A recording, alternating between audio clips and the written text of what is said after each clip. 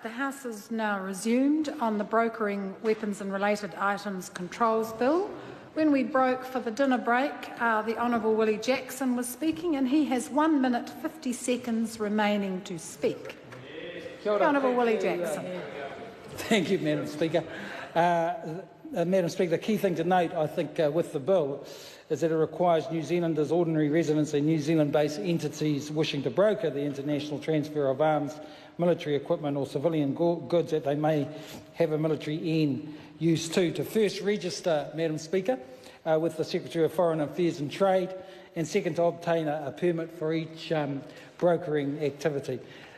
This has been well traversed over the last hour or so, but as previous speakers have said, absolutely sure, they've covered most of the key points of the bill, but I'd add with this bill that it helps New Zealand play its part, Madam Speaker, in the international framework by ensuring that there are appropriate controls in place that will prevent Kiwis and New Zealand-based entities from being involved in illicit arms brokering and deter any illicit arms brokers from shifting their activities, Madam Speaker, to New Zealand.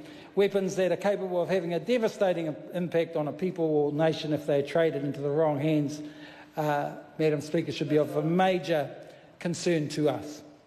We've all seen from the relative safety of Aotearoa some of the effects weapons have had abroad, from attacks that have taken the lives, Madam Speaker, of the innocent to those that have helped change the landscape of many a nation. So it's important to us as a people that proudly declared all those years ago that we would stand alone and ban nuclear energy from our shores, that we continue to rally against illegal trading in weapons and military equipment.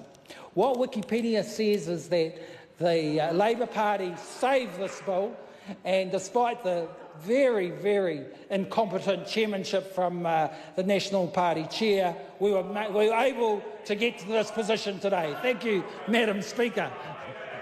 Oh, there he is, sorry. I call Chris Pink.